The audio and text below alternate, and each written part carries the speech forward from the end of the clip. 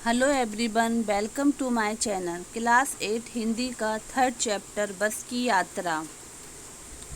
हम 5 मित्रों ने तय किया कि शाम 4 बजे की बस से चलें।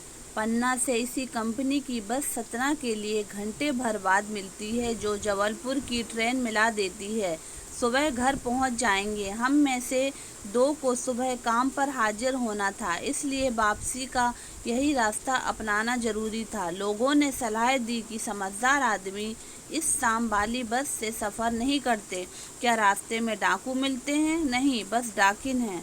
बस को देखा तो श्रद्धा उमड़ पड़ी। खूब वयोवृद्ध थी, यानी खूब खराब कंडीशन में थी बस। सदियों के अनुभव के निशान लिए हुए थी। लोग इसलिए इससे सफ़र नहीं करना चाहते थे कि वृद्ध अवस्था में इसे कष्ट होगा। यह बस पूजा के योग्य थी। उस पर सवार कैसे हुआ जा सकता है? बस कंपनी के एक हिस्सेदार भी उसी बस में जा रहे थे, मतलब जो बस के लोग थे वो भी उसमें जा रहे थे।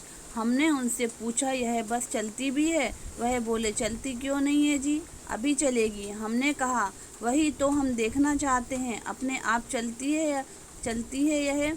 हाँ जी, और कैसे चलेगी? गजब हो गया, ऐसी बस अपने आप चलती हैं। हम आगा पीछा करने लगे। डॉक्टर मित्र ने कहा, डरो मत, चलो, बस अनुभवी है, नई नवेली बसों से ज़्यादा विश्वसनीय है, हमें बेटों की तरह प्यार से गोद में लेकर चलेगी। सभी लोग जो बस में बैठे थे इसी तरह से मजाक करने लगे। हम बैठ गए। जो छोड़ने आए थे वे इस तरह देख रहे थे जैसे हमारी अंतिम यात्रा विदा दे रहे हों। उनकी आंखें कह रही थी, आना जाना तो लगा ही रहता है, आया है सो जाएगा। राजा रंग फकीर आदमी को कूच करने के लिए एक निमित्त चाहिए। मतलब कूच करने का मतलब होता है अन्य स्थान पर जाना। तो इंजन सचमुच स्टार्ट हो गया, ऐसा जैसे सारी बस ही इंजन है। हम इंजन के भीतर बैठे हैं। कांच बहुत कम बचे थे, जो बचे थे उनमें से हमें बचना था। हम फौरन खिड़की से दूर सरक गए। इंजन चल रहा था, हमें लग रहा था कि हमारी सीट के नीचे इंजन है। बस सचमुच चल पड़ी और हमें लगा कि यह गांधी जी के असहयोग और सविनय अवज्ञा आंदोलनों के वक्त अवश्य जवान रही होगी। उसे ट्रेनिंग मिल चुकी थी। हर हिस्सा दूसरे से असहयोग कर रहा था। पूरी बस अभिनय अवज्ञा आंदोलन के दौर से गुजर रही थी। सीट का बॉडी से असहयोग चल रहा था। कभी लगता था सीट बॉडी को छोड़कर आगे निकल गई है, कभी लगता है कि सीट को छोड़कर बॉडी आगे भागी जा रही है। 8-10 मील चलने पर सारे भेदभाव मिट गए। यह समझ में नहीं आता था कि सीट पर हम बैठे हैं या सीट हम पर बैठी है। एकाएक बस रुक गई। मालूम हुआ कि पेट्रोल की टंकी में छेद हो गया। ड्राइवर ने बाल्टी में पेट्रोल निकालकर उसे बगल में रखा और नली डालकर इंजन में भेजने लगा। अब मैं उम्मीद कर रहा था कि थोड़ी देर बाद बस कंपनी के हिस्सेदार इंजन को निकालकर गोद में रख लेंगे और उसे नली से पेट्रोल पिलाएंगे, जैसे माँ बच्चे के मुंह में दूध की शीशी लगाती है। बस की रफ्तार अब 15-20 मील हो गई थी। मुझे उसके किसी हिस्से पर भरोसा नहीं था। ब्रेक फेल हो सकता है, स्टीयरिंग टूट सकता है। प्रगति के दृश्य बहुत लुभावने थे। दोनों तरफ से हरे भरे पेड़ थे जिस पर पक्षी बैठे थे। मैं हर पेड़ को अपना दुश्मन समझ रहा था। मतलब उसको लग रहा था कि कहीं बस उससे टकरा ना जाए, तो डर लग रहा था। जो भी पेड़ आता डर लगता था, इससे बस टकराएगी। वह निकल जाता तो दूसरे पेड़ पर का इंतजार करता। झील दिखती तो सोचता कि इसमें बस गोता लगा जाएगी। मतलब गोता लगाना मतलब डूब जाना, या ना बस डूब जाएगी। एकाएक फिर बस रुक। ड्राइवर ने तरह तरह की तरकीबें की, पर वह चली नहीं। सविनय अवज्ञा आंदोलन शुरू हो गया था। कंपनी के हिस्सेदार कह रहे थे, बस तो फर्स्ट क्लास है जी, यह तो इत्तेफाक की बात है। क्षीण चांदनी में वृक्षों की छाया के नीचे वह बस बड़ी दयनीय लग रही थी।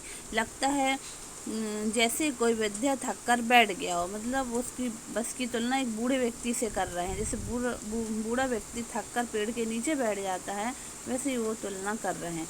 हमें ग्लानि हो रही थी कि बेचारी पर लदकर हम चले जा रहे हैं। क्षीण चांदनी में वृक्षों की छाया के नीचे वह बस बड़ी दयनीय लग रही थी। लगता है जैसे कोई वृद्ध थक कर बैठ गई हो। इसे ग्लानि हो रही थी कि बेचारी पर लदकर हम चले आ रहे हैं। अगर इसका वर्णांत हो गया तो इस बियावान में हमें इसकी अंत्येष्टि करनी पड़ेगी। हिस्सेदार साहब ने इंजन खोला और कुछ सुधारा, बस आगे चली। उसकी चाल और कम हो गई थी। धीरे धीरे विद्या की आंखों की ज्योति जाने लगी। चांदनी में रास्ता टटोल कर वह रेंग रही थी। आगे या पीछे से कोई गाड़ी आती दिखती तो वह एकदम किनारे खड़ी हो जाती और कहती, निकल जाओ बेटी, अपनी तो वह उम्र ही नहीं रही।